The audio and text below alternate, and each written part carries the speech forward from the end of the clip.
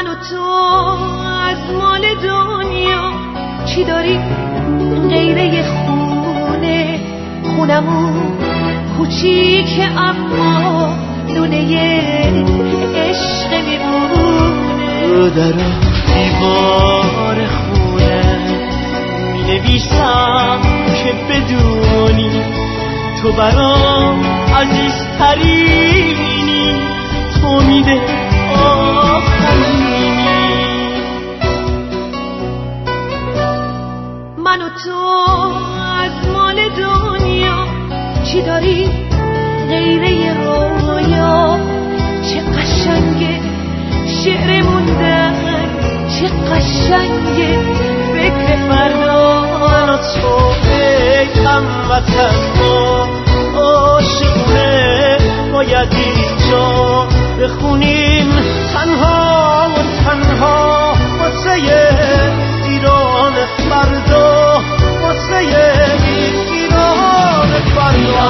ایرانم ایرانم که از تو دارم، این جانم جانم فدایت، میخوانم آینده بادی. ایرانم ایران ایرانم ایرانم که از تو دارم، این جانم جانم فدایت، میخوانم آینده بادی. ایرانم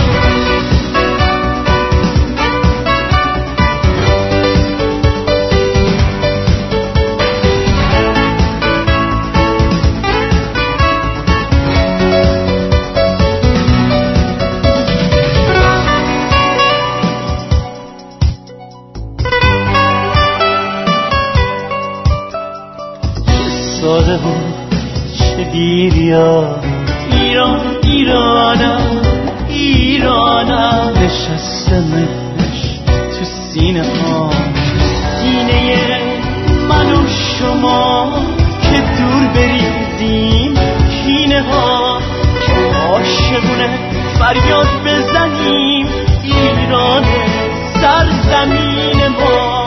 وطن وطن برای من، برای تو واسه یکی شدن، شکست 100 بار اما دل بسته به عشق هموطن.